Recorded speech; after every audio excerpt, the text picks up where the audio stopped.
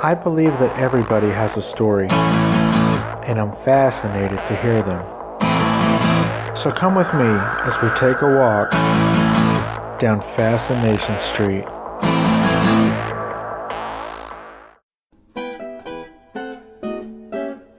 Happy holidays, guys. It's that time of year again. The time where everybody rushes to Amazon to buy all their shit for all their friends and family. This year, since all of you are now my friends, I'm asking you for a favor. I don't need you to send me anything for Christmas, but I appreciate the thought. What I would like for you to do instead is to do all of your Amazon shopping through Amazon. Well, that's easy, right? I'm not asking too much. There's one thing I'm going to ask you to do. To get to Amazon, I need you to go to fascinationstreetpod.com and click on the Amazon banner on my homepage. Nothing will be any different, and then do all of your Amazon shopping as you normally would. The only difference is that you're walking in through the door that's marked Fascination Street Podcast. It tells Amazon that you love me, and they throw a couple of shekels my way for everything you purchase. That's it. Thanks, guys. I appreciate it. And happy holidays from Steve Owens and Fascination Street Podcast.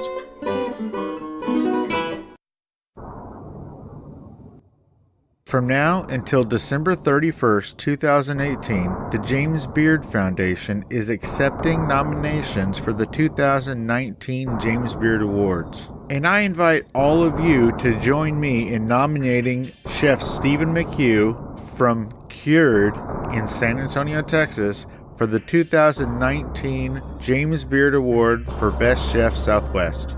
I've made it easy to do this, guys. If you go to fascinationstreetpod.com and look to the right of the page, there will be a photo of Chef Stephen McHugh. When you click on that photo, it will take you to the 2019 James Beard Award page. You will need to create an account, but that'll only take about 60 seconds and they don't ask for much. It's really just a name and password kind of a thing. Once you've created an account, it will take you to the nominations page.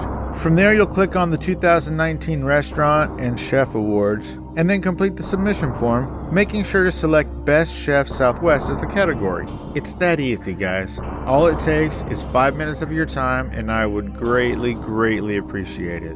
So thank you in advance, and now let's get to this week's episode.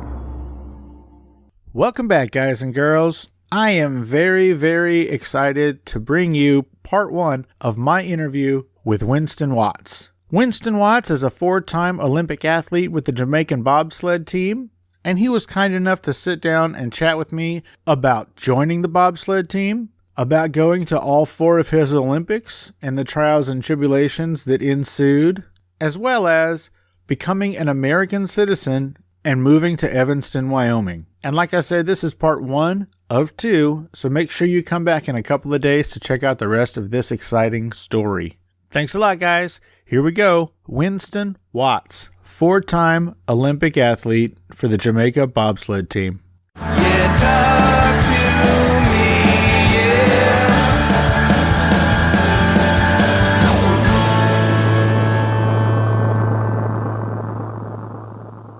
Welcome to Fascination Street. Winston Watts, 4-time Olympic athlete. Thanks for having me. Illegal alien? No, I'm just kidding. What's up, man? Well, I'm here trying to live the dream just like everyone else in the America. In the America? In the America. All right, so Winston Watts, you are originally from, I'm going to say born and raised in Jamaica? Correct. Tell me about growing up. I hear you were super rich. Everybody had lots and lots of shoes. Well, first and foremost, my name is Winston Watts, just like the wattage, the bulb. I am born the 8th of December 1967 in Jamaica. And I was enlisted in the Jamaican military. I spent 25 years in the Jamaican military. I was recruited by a team member of the Jamaica Bobsled Team, introduced the team to me, which I didn't know anything about winter sports. I was one of the top athletes in the Jamaica Defense Force in the military back home. So I went to a physical test on the 13th of August, 1993.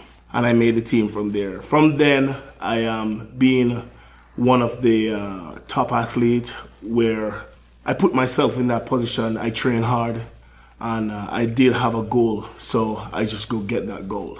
All right, you fast forwarded way too far. Let's back up. So, you were in the Jamaican military. What is that called? The Defense Force? Jamaica Defense Force. The Jamaica Defense Force. Correct. And how did you get into that? How did you get recruited? Or It's not you have to go in the military back home. It's just like a normal job where you applied. You have to do a written test, physical test, and then they go from there. They choose the better. And then what was your job in the military? A rifle guy. It was a special force.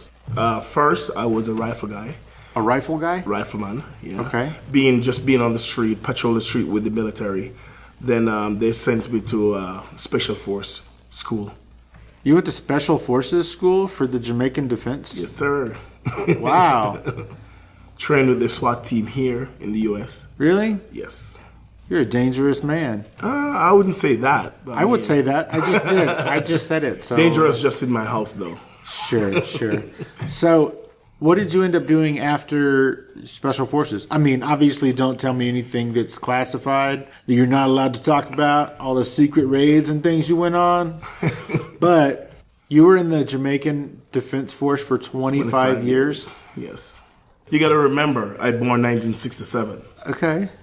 That is a long time. So, did you retire from there? I did. Because here, I think you only have to be in the military for 20 years to retire. But it's my choice. And because I am competing I'm being an ambassador for my country, which is Jamaica. And it's the same thing as I'm working with the government. So I could stretch that out for a long period of time. Oh, okay. So why not? You're paid right there. And you've been an ambassador for the country. So I just maintain that and I'll just continue doing. Which, the Minister of Sports, we have different compartment back home. You know, just like here. You got the president, you have the vice president. So the same thing back home. We have Minister of Sports back home. Okay. That runs the whole entire sports organization on the island. So they pulled me from the street, from not patrolling anymore. Because I worked so much to the country. So I end up doing more bobsledding rather than military work. So how did you get picked for the bobsled team? So the way I understand it is that I guess some big wig in the military was basically just walking through looking at all of the military personnel and was like, that dude looks like a good bobsledder. Let's use that guy. I should have started back where, first and foremost, if anyone watched the movie Cool Runnings. The movie Cool Runnings? I don't think nobody's ever seen that. Well, I've never even heard of this. It's called Cool Runnings? Cool Runnings. It's a movie where it's a Walt Disney film where the two businessmen, American, was from here, went to Jamaica. We'd have sports they call pushcart derby. And in the movie, it shows that the guys are racing carts, which is made out of wood and rubber wheels with bearings going down the mountains. So they looked at it and it seemed as if it's bobsled. And they came back here. That was close to the 1988 games. In Nagano? No, that is in Calgary. Oh, 1988. Okay, yeah. Sorry. So they came back to the U.S. inquiring about bobsledding and gathered all the information, went back to Jamaica trying to find athletes to form bobsled team. Now, at this point, has anybody in Jamaica ever even seen snow? I never. Never, right? Never seen snow at all. Okay. What's the coldest that it gets in Jamaica? Oh, man. 96 degrees, that's the coldest.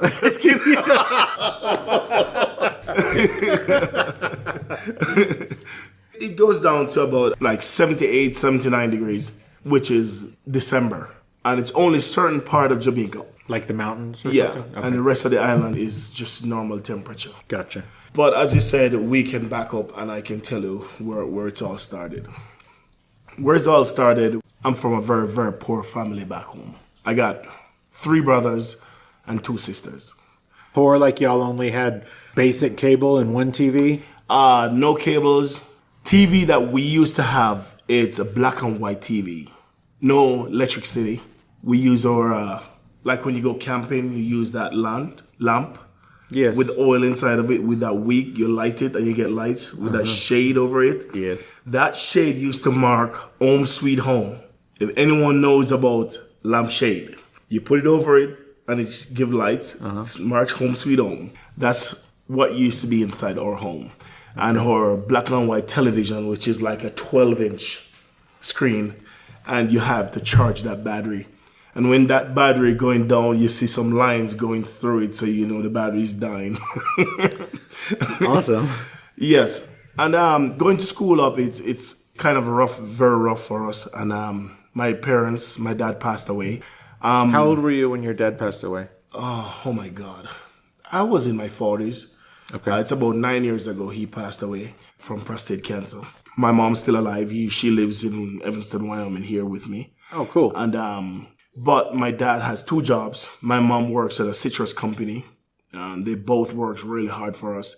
Going to school, we used to have shifts back home. It's morning shift and evening shift. That's how school works? That's how school works. We have to wear uniform. Okay. The guys wear khaki shirt and pants and black shoes. And the girls wear the particular uniform that's the school required. So the shift is 7 to 12 and from 12:30 to 5. Okay.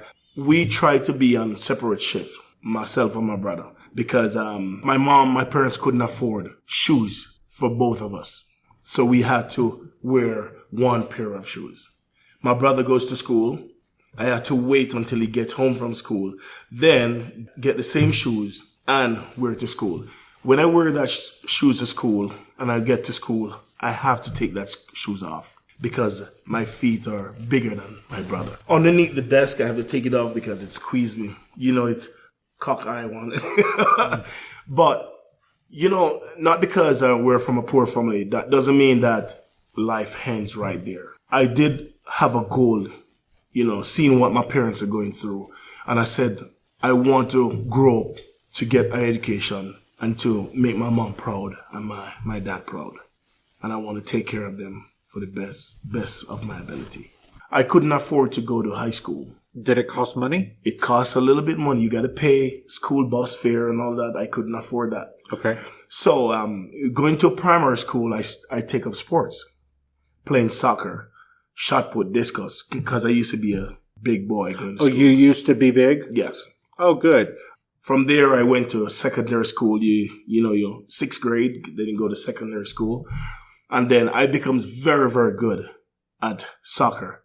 I was a soccer keeper. Okay, so that means a goalie, right? That's a goalie. Okay, yes. So soccer is really big in Jamaica, right? That's a big sport. Like, I think, didn't Bob Marley not want to get his toe cut off because of soccer? Correct. Okay. Correct. All right, so soccer's a big deal in Jamaica, so I would imagine lots of people are really good, but you were better than most of the people at soccer? I was. In my community, just like Evanston, at my age, I was the best at my age, like 16, 17. And then at that age, I used to play for the big team. The whole community combined together. They had a big team that plays out like a big league. So I become the reserve goalkeeper. What was the name of that team? Humble Lion. What? Humble Lion. Humble Lion. Yeah. Okay, cool. And right now, Humble Lion is a big team back home in Jamaica. Really? Yes. The managers, they have so much respect for me back home with the same team. And playing for that team, I still can go to high school. I'm still in secondary school. And then the coach of one of the best high school in Jamaica, athletic, high school, he was there and he asked about me and asked if I would love to go back to school. And I said to him, of course, yes. So I got a scholarship to go to high school. Oh, based on your athletics. Yes. That's fantastic. I got a scholarship. I played shot put, discus. Being in high school, I was pretty good. Shot put and discus. Yeah. So you competed at the shot put and discus? I compete.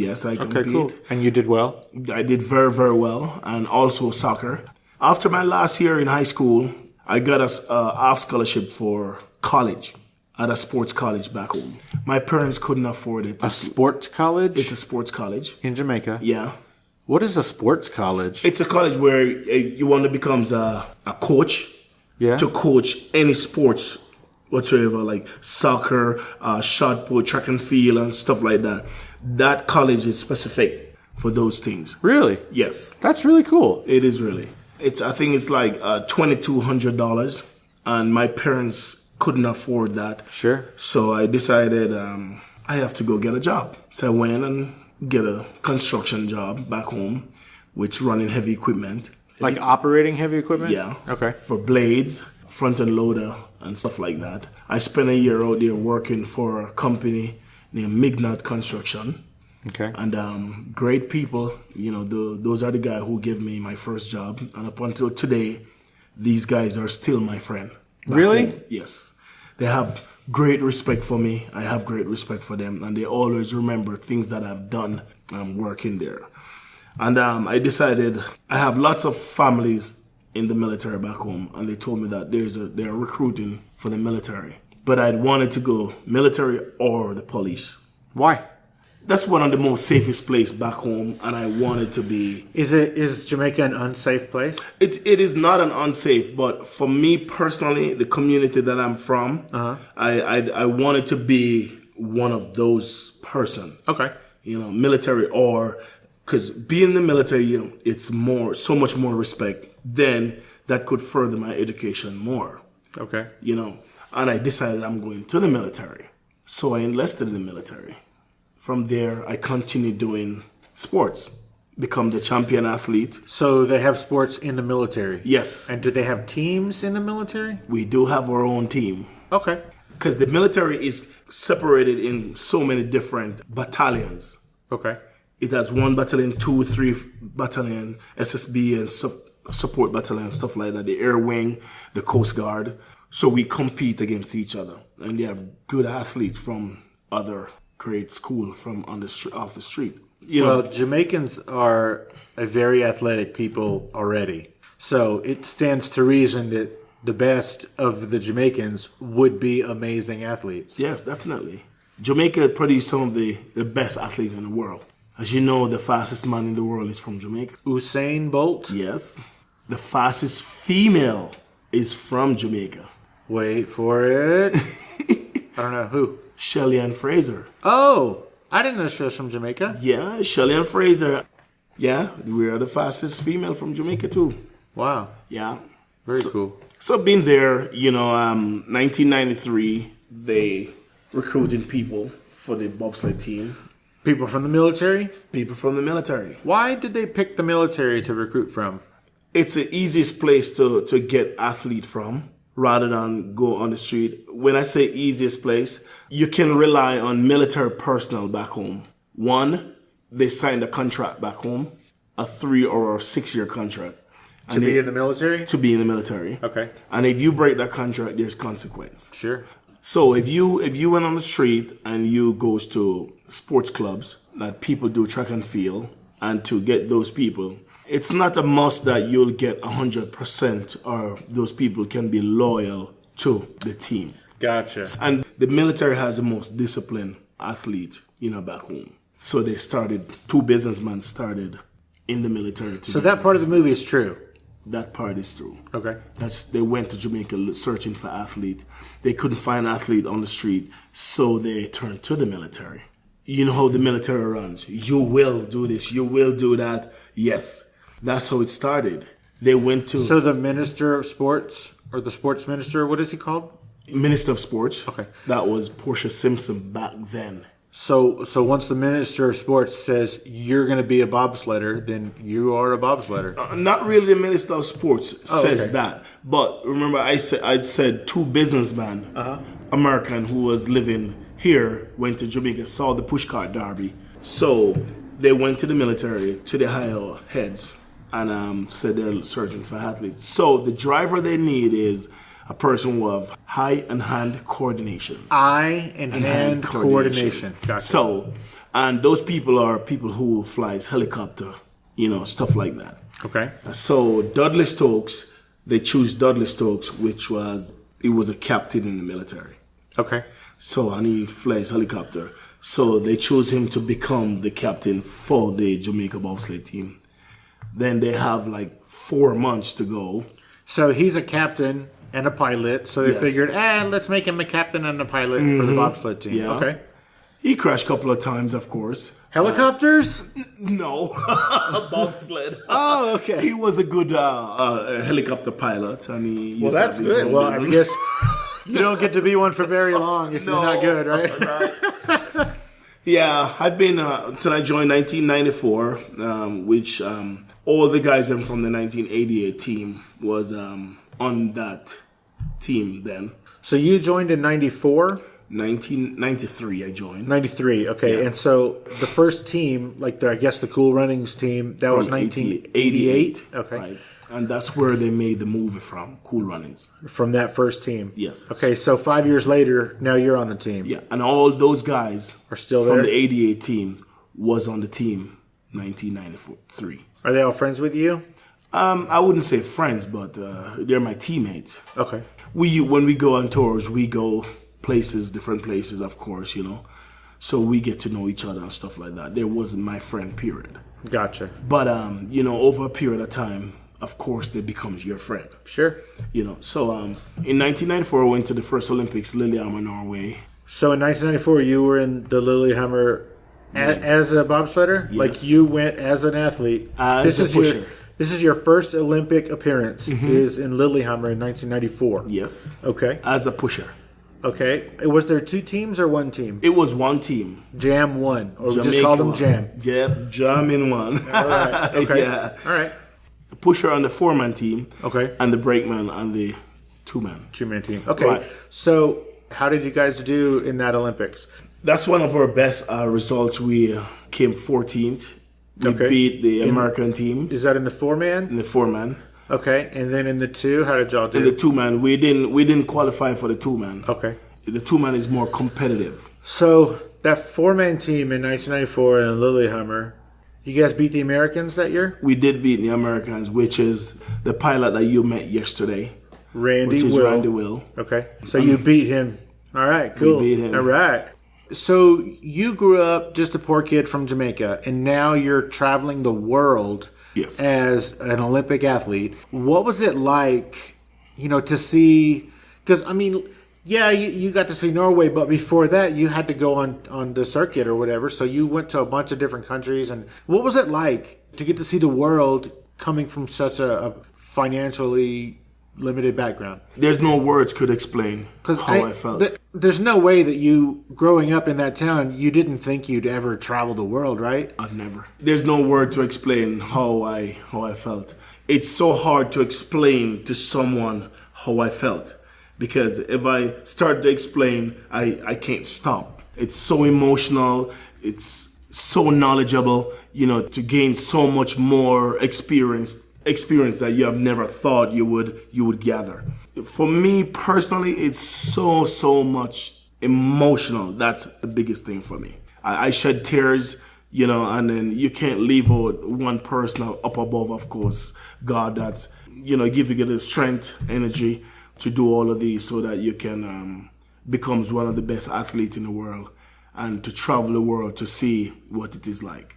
Nicely put. And you only just barely made me cry. So good job. So let's go back to Norway. Yes. In Norway, it was stunning. We were there a year before the Olympics.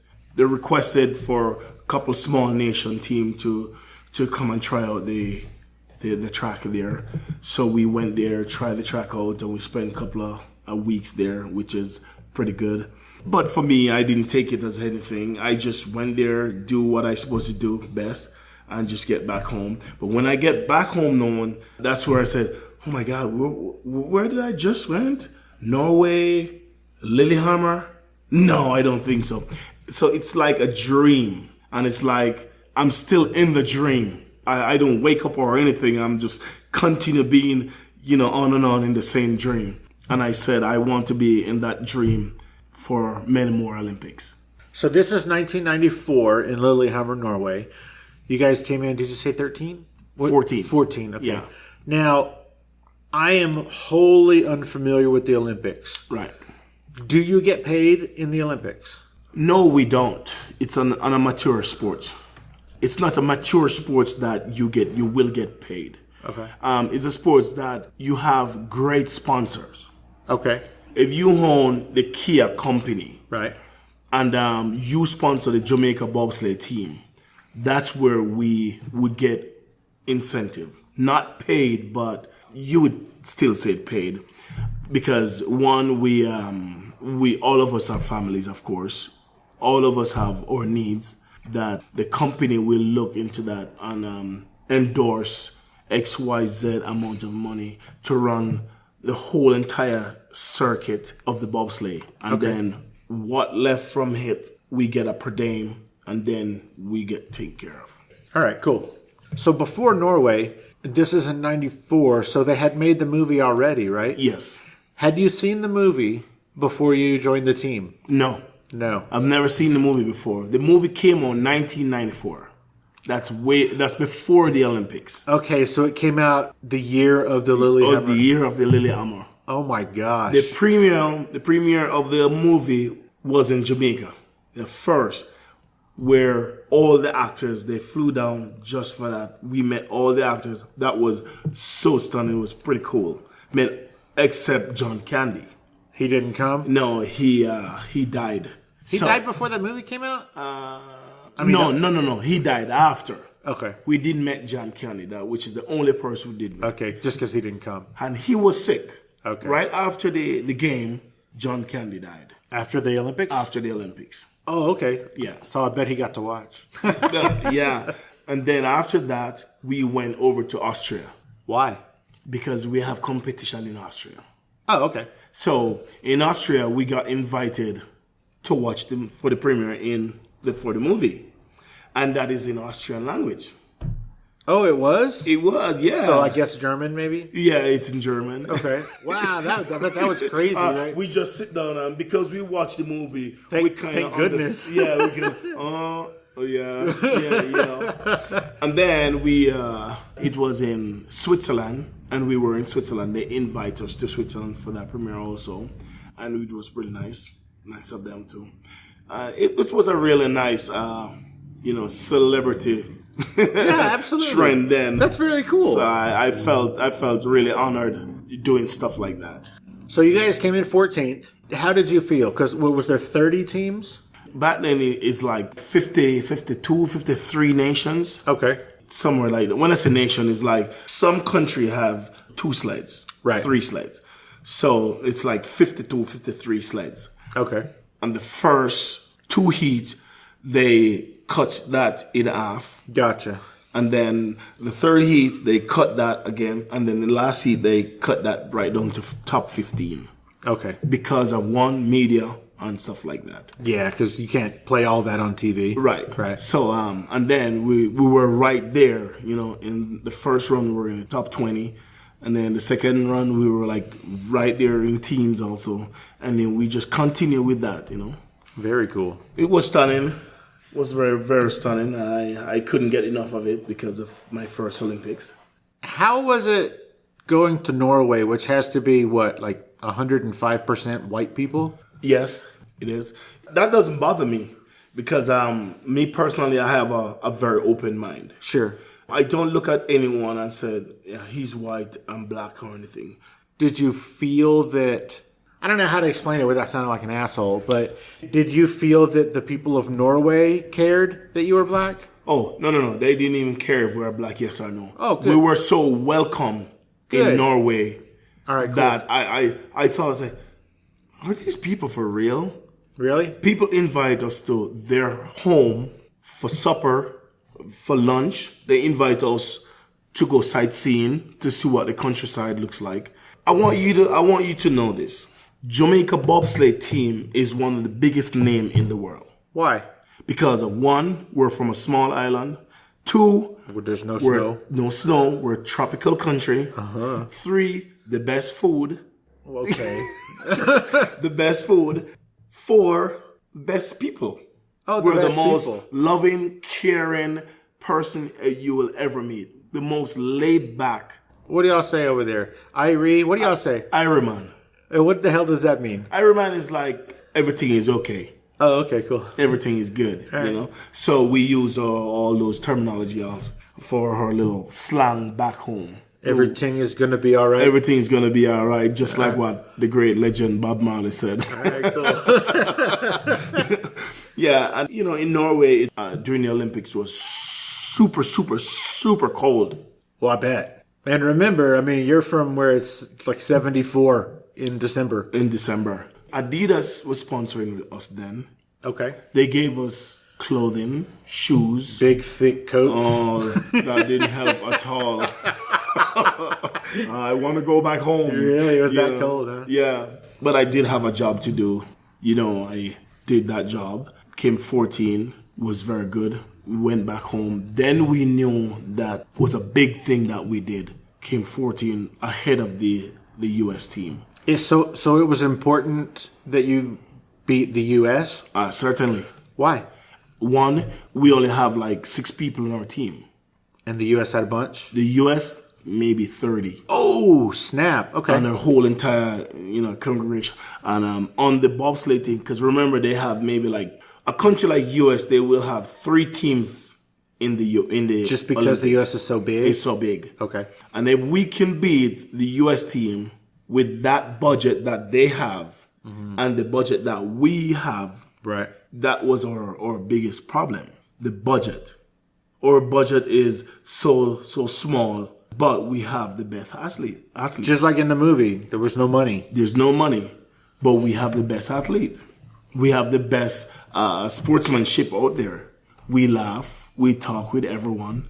So after 94 Lillehammer, what made you decide, was it even your decision to try to make it in, what was that, 98? Yes. So was that your decision? Did you get to decide, or were you already still working for the military or whatever? I was still working in the military, yes. And if I'm being a top guy in the 94, no guy could push like me. I wanted to continue. My goal is to become one of the best athletes in the world. And if I been to 94 Olympics. But weren't you already? I mean, you beat the U.S.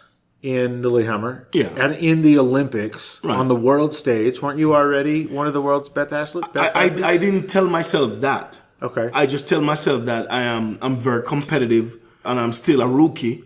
I still didn't know the sports like some guys who's doing it from the 88 team. Okay. So I just laid back and decided I'm going to went back home, suck up the training that the coach handed out for us, and just kick some guy's butt. And that's what I did. I just maintained that, and I have that goal, which is I want to be one of the best athletes in the world. I dream about it. I sleep about it. I eat about it. You sound like Kobe Bryant. Yeah, and I just wanted it so much. It's like I'm so hungry. I was so hungry for it. Going to the 1998 games, And where was that? That's in Japan, Nagano. In Nagano. Okay. Yeah. So, before the 1998 Olympics, you live in Evanston, Wyoming right now. Yes. I believe the town of Evanston, Wyoming got involved right before the Nagano Olympics, right? Correct. So, tell me about what you recall of how Evanston got involved. I think it's shortly after the 98 games, Evanston involved. Because when Salt Lake bid, it was before or after? So, according to Paul Skog, right, the city of Evanston got involved in 1997. Okay. Because I guess the Jamaican Bobsled, right, the Jamaican Bobsled team was looking for, I think, some help. Right. Sponsorship and training and whatnot. Right. For the 98 Naganos. Correct. So it is my understanding that the city got involved, or Paul got involved, prior to 97. Some 98 games. Because I guess you guys trained here? Yeah, here. We did have 2 teams. Right. Jam 1 and Jam 2. Was this the first year that they had 2 teams? Yes. Okay. Going to the 98 games, we have 2 teams. One guy was the main pilot, Dudley Stokes. Devon Harris was on the team in 88. So he's on the Cool Runnings team. Correct. And so they split him off and make him Team 2. Team 2, and they sent him to driver school, bobsleigh pilot school, and he was very successful. Then he formed a second team. Okay, Jam 2. Right. So what they did is the second team didn't travel with us to other places like overseas, Europe and stuff like that. So you're on Team 1 at this point. Correct. Okay. And then Evanston get involved. Paul Skog called up the Jamaica Bobsled Team. Okay, so that's why you didn't really know about it, because you're on you're on 1. Jam 1, right. And Jam 2 was the one that needed a place to train. Yes. Okay, cool. And then they call up the team president. They gather all information. Then they send 3 guys out here. Devin Harris, Patrick Robinson, and Jason Morris. Those 3 guys, they went out here trying to train here. It's a very good place to train, high altitude. We started heard about Evanston while we were overseas because of Dudley corresponding with the guys in here. And during the 98 games now. So where were you guys training? Then we were in Canada, Alberta, Calgary. Okay. Then we have a coach in Alberta. Because Calgary was the 88 games, 88 games. But they do have great facilities there. Well, sure. So that's where we spend our time. They have Olympic facilities. Yeah. There. And the coach is from Canada, which was Sam Buck. So we rented a house there for like 6 to 7. Now, Sam Buck is John Candy, right? Yeah, he played that role, John Candy. But he was a skinny guy, like sure, yeah, because there's no way that John Candy was ever a bobsledder. About the coach, he was a big guy. But the size doesn't say anything about being a coach. Right, no, but I think in the movie, wasn't John Candy a previous bobsledder? That's what they said. Yeah, okay. And the fact is... But was Sam Buck, was he... he was an athlete back in his days. But was he a bobsledder? He designed bobsled for his own, which they never come to perfectionist. Okay. And he's a very good nutritionist, which he helped us, of course. He opened our eyes to a lot of things, nutritious things, stuff like keep that Jones fish oil. We didn't know anything about stuff like that. No steroids, because we have the best athlete in the world. We don't need to. Gotcha. We don't need anything to enhance our body to compete, because we're already big guys. We have to try to cut weight so that we could fit in the sled. Okay, gotcha. Yeah. So while we're overseas training, the team was here training. So after that, the competition starts. We all come together, so we compete between each other. Well, we're in the race. We're competing against the clock. That's true. Yeah. And of course, Team 2 can't beat Team 1, of course. Why? Because we're not allowed that. Oh, okay.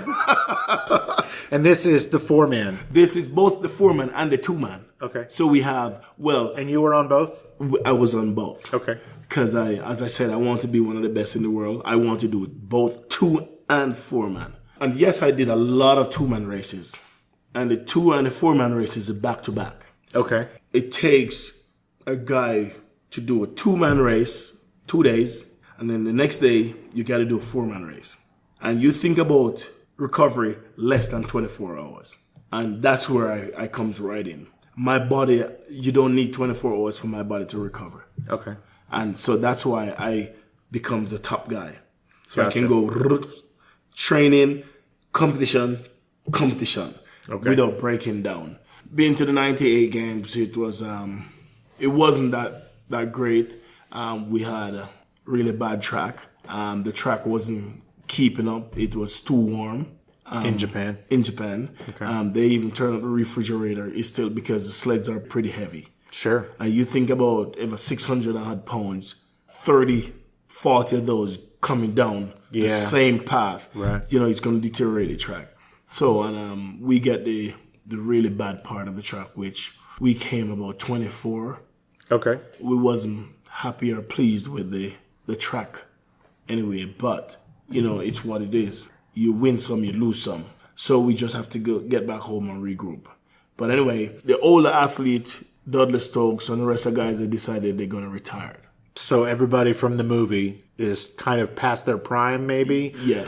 They were still young, but they're just can't compete against us younger guys. Sure. So they all decide to retire.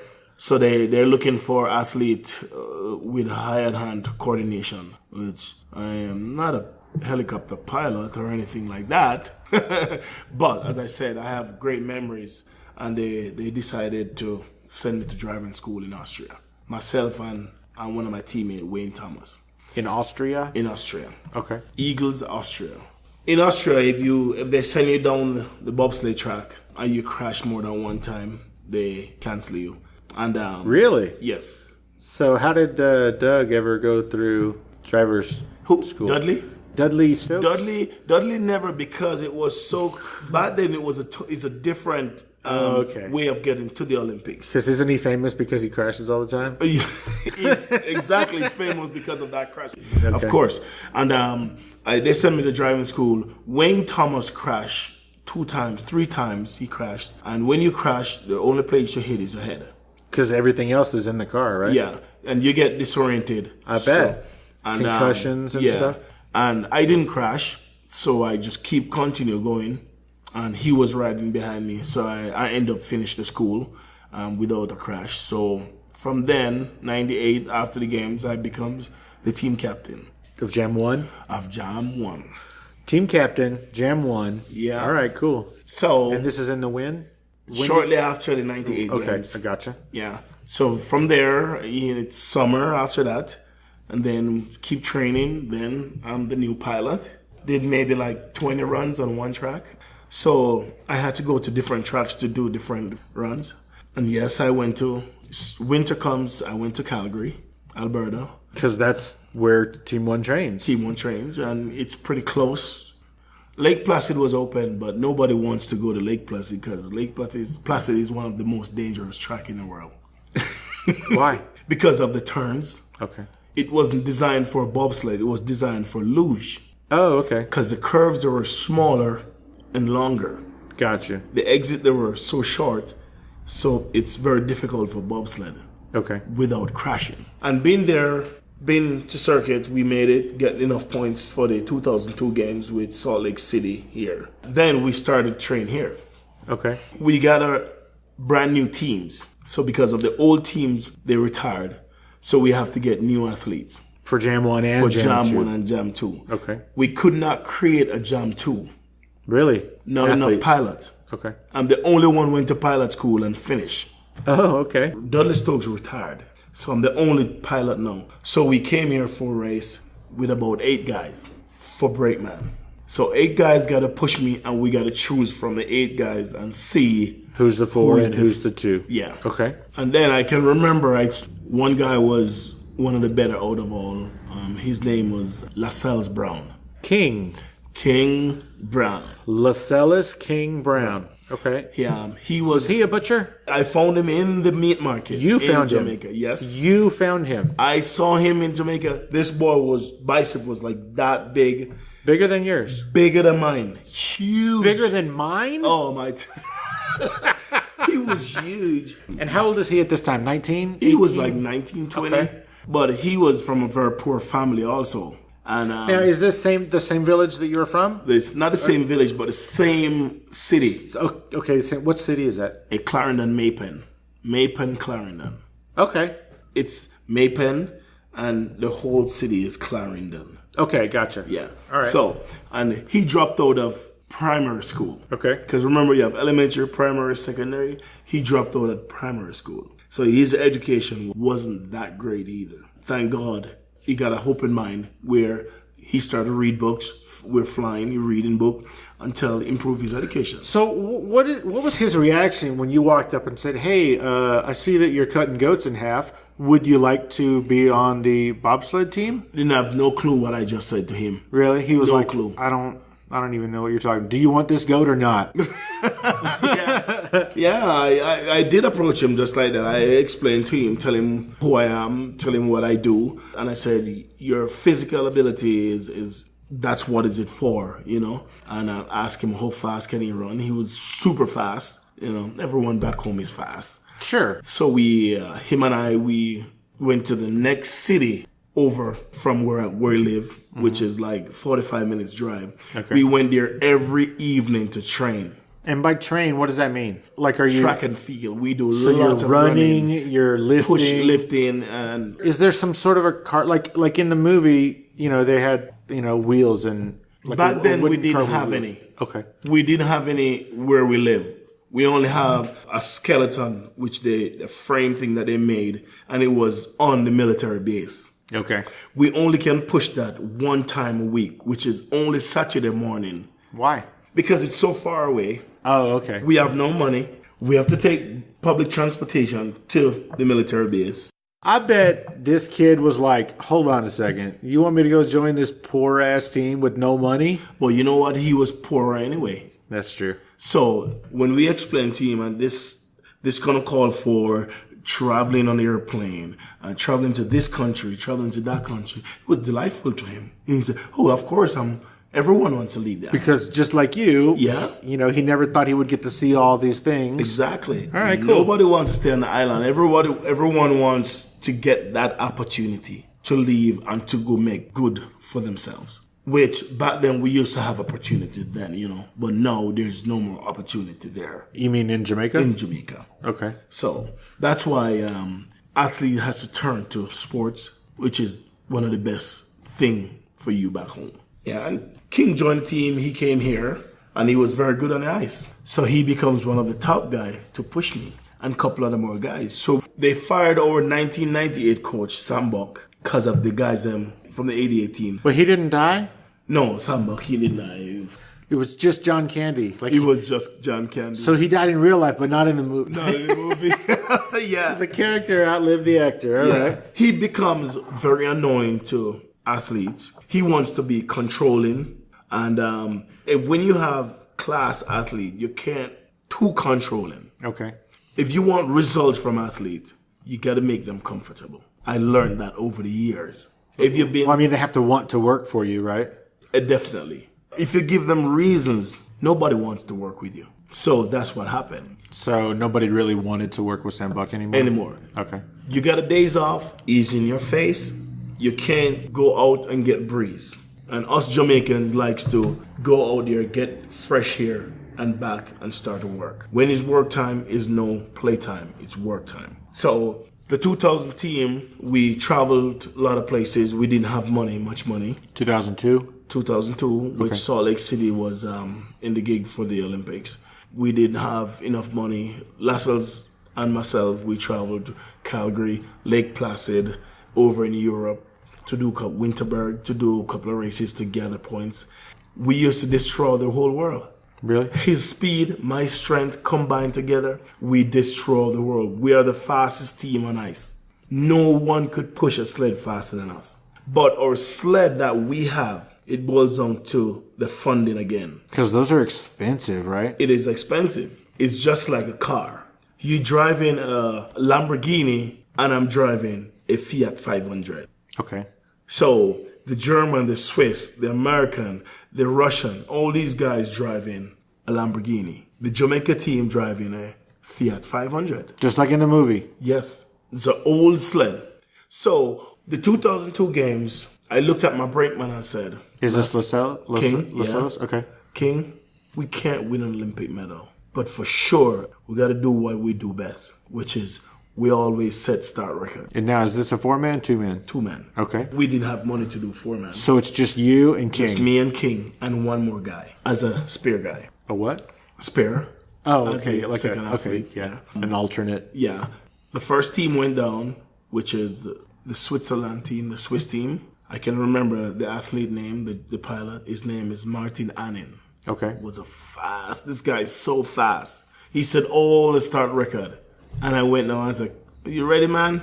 King, you ready? And he said, yep. We went out there and we just destroyed the world. 4.78 seconds. 4.78 seconds at the start. At the start. So what was the previous record? Do you know? It's 5.0 or something like that. Oh, so you destroyed the record. Destroy the record. No one come close to us. Maybe like 600th close to us. Nice. The closest guy, Martin Hannon, came. So 4.78 start record. And that was a record. All right, cool. For 12 years. It was a record for 12 years. 12 years. Until this year? To my knowledge, I think there's the Canadian, Cripps, and Lumsden. They broke that record, but they threw it out. It wasn't a fair 4.77. They're disqualified? They DQ them. Okay. So we still have that. So you still have the record. You still have the qualified record. Correct. Oh, congratulations, buddy. Yeah, well done. Still do. Up until today, like when I go down to the Olympic Park and I say, hey, I'm Winston Watt, I say, oh, I know you. You have the start record here. You know, that makes me felt so honored, about it.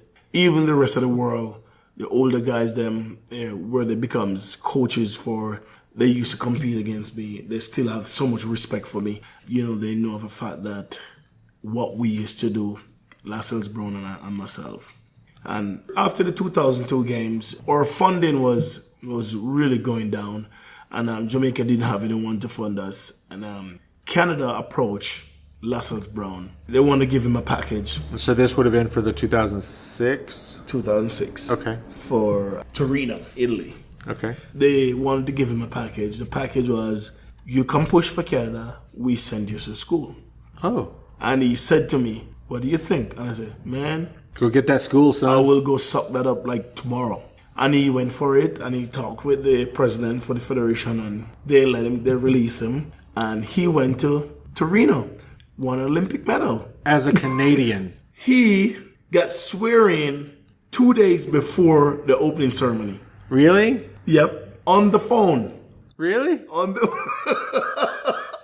phone. Boy, he was just barely a Canadian citizen. Yeah, on the phone. So he won a medal. What medal did he win? He won an Olympic gold medal. Gold medal. Yep. In the 2-man? Yeah, the 2-man. As a brakeman? As a brakeman. Very cool. As a brakeman, Olympic. I could not happy for him so much. So there was no Jamaican team in 2006? There was no Jamaican team, no sponsor, no money. So we had to... So what were you doing at this time? That time I was still 2006. I was living in New York. What were you doing in New York? Got married and living in New York. Okay. So I moved on. I was still in the military back home. How does that work? Yeah. You're living in America and you're in the Jamaican military? I traveled the world. My ex-wife was from Jamaica. We were together from Jamaica. So she decided she wanted to go move and live in the States. So she moved in the States. So I decided to move with her. Cool. You know, things wasn't going the way that I wanted to go. With the relation? Okay. Or the marriage. Sure. And we could not get it fixed. She didn't want to get it fixed. And I decided, I think it's time for me to go elsewhere. Okay. So the only place that I know in the States, Besides New York, is Evanston, Wyoming.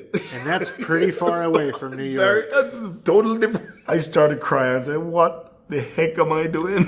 So you decided to move across the country to Evanston, Wyoming. Correct. I called up Paul and told him to get an apartment for me. And his word is, yeah. Call me when you're at the airport.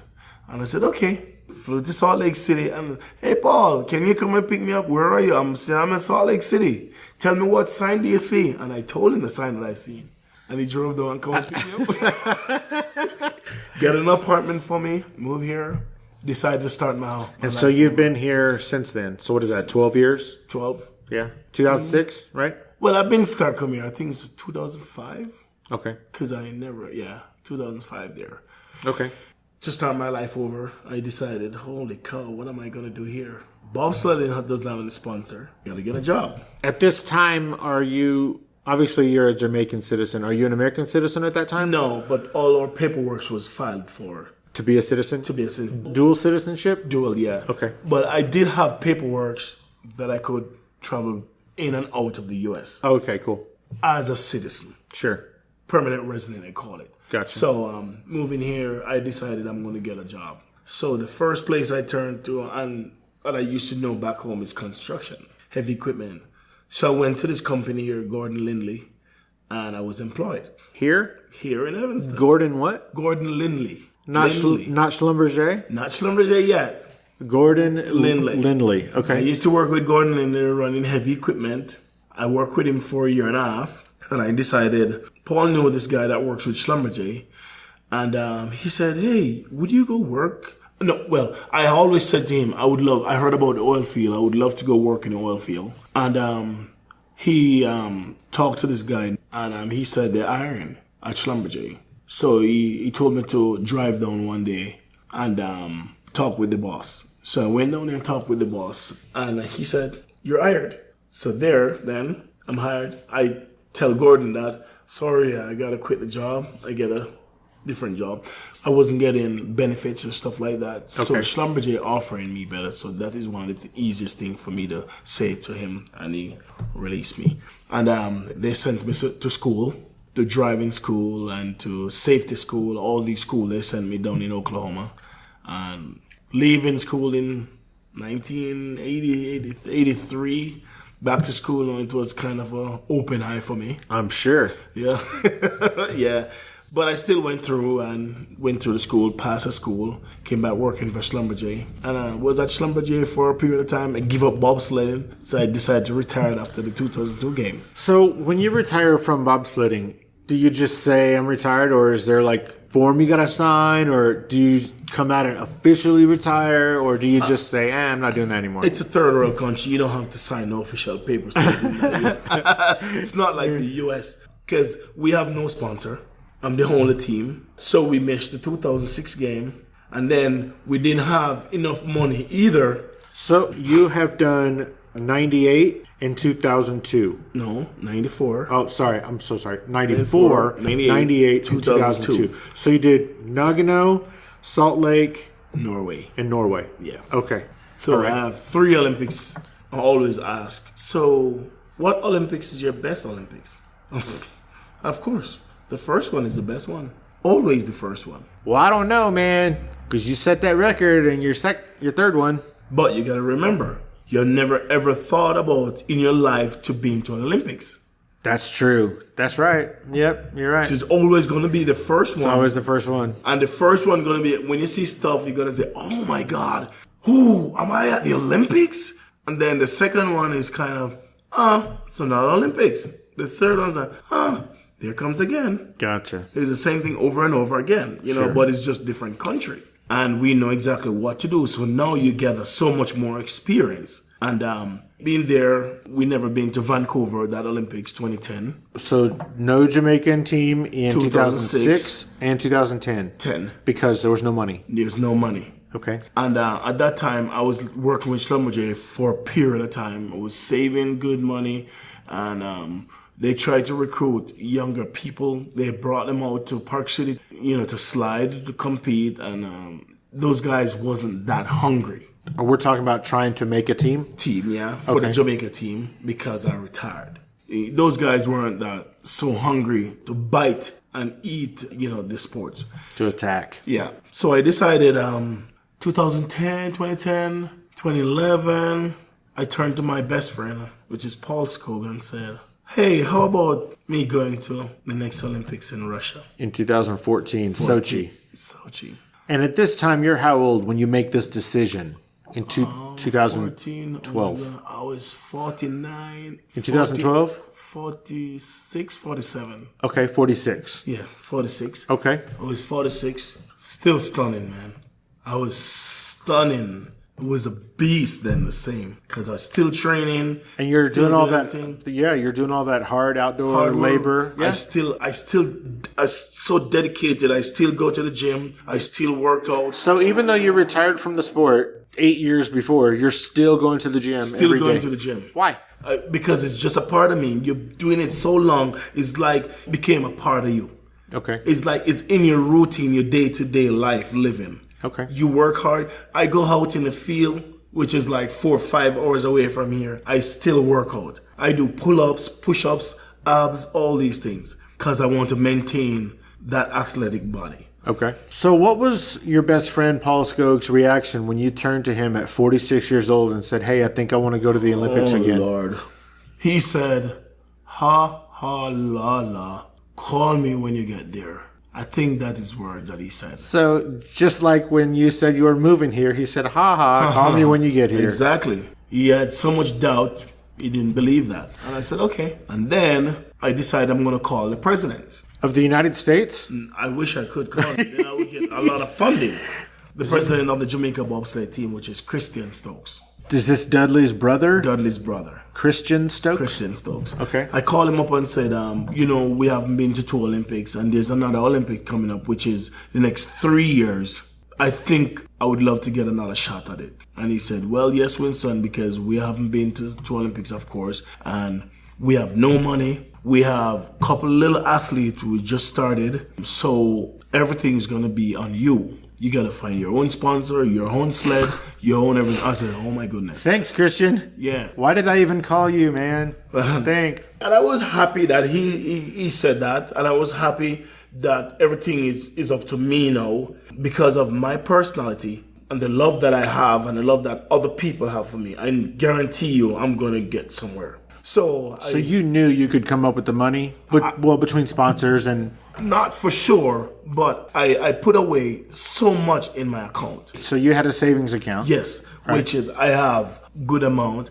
I used to put cars together. I used to sell cars on the street just as a hobby. Okay. And I decided, I'm going to start using my own money. To train, to go on tour, to get points. Exactly. To qualify. Correct. Okay. I have like 2-3 guys back home. I decided I would love for them to try to be a part of the team. To be your brakeman? Yes, because I know those guys are dedicated. Now, are these all older guys like you? Yeah. Okay. Yeah. One was a former teammate. What's his name? Wayne Blackwood. Okay. He was a big boy, was very, very loyal. And then we have another younger guy named Marvin Dixon who just started. I watched him race down in Park City, but wasn't that good, but he could have stood on his own. So I had to send paperwork back home in Jamaica for them to get visas. I asked Chris to help me to send a letter to the embassy to get visas for them. So all of this that I'm doing, I'm using my own money. It ain't free to get somebody a visa. No, right? It's not free. Okay. We're talking about $100 and something US. Okay. For each visa. Plus, I had to fly them from there and fly them to the US. And that ain't free either. I got to use my own money. So here in Evanston, people love the Jamaica Bobsled Team. I went to the Best Western. I'm going to pause you right there. Mm-hmm. Today is Wednesday. Correct. 2 days ago was Monday, Labor Day. Mm-hmm. There was a parade in Evanston, downtown Evanston, in the morning. Yeah. I went. I was sitting there watching the parade go by, waiting. Why no Jamaican bobsled float in the parade? We could have, of course, but it's so much I can do. So much I can do. I have this little dealership. I got a job, work at night. It's very hard for me to get up 8 o'clock in the morning when I work graveyard. I come out at 7:15 in the morning, and then I go to that. It's just so much I can do. And you're the only Jamaican bobsled member who lives here? Lives here, yes. Okay. So sometimes you have to give up some. So you're just too busy. Of course, busy sleeping, trying to get right. 2 jobs, too old, busy working out. Yeah. Okay. All right. Cool. Yeah. So that's why there was no float. Float was going around. Well, there needs to be one next year. The next year, of course. All right. Hey guys, this is Steve Owens from Fascination Street Podcast here with a very important message. I'm awesome. I bet you thought I was going to say something else, but nope. What's important here is that I am awesome. I started this show because I truly believe that everybody has a story, and I'm fascinated to hear those stories. In the short time I've been doing this show, I've interviewed actors, directors, writers, inventors, podcasters, musicians, pro athletes, Olympic athletes, actual war heroes, even a Bond girl and a luthier, whatever the hell that is, and of course, regular people. From people who wanted to be stars but never gave it a real try, to big company CEOs and people who got to meet their favorite president. I love getting to meet and speak with people who have a story to tell. I feel like everyone does, and it's my job to get them to tell it. You never know who my next guest will be. An Academy Award-winning actor, a platinum-selling musician, or your own mother-in-law. But one thing is for certain, you will be fascinated by their story. So come take a walk with me down Fascination Street. You can find Fascination Street Podcast on Apple Podcasts, Google Play, Spotify, iHeartRadio, and of course, FascinationStreetPod.com. Opening music is the song Magnolia from the 2014 album Intransigence, used with permission from Douglas Miles Clark. Closing music is Apollo from the 2001 album Into the Known by the band Sapphire. Thanks for hanging out with us and getting to know a little bit about our guest. We'll see you next time on Fascination Street.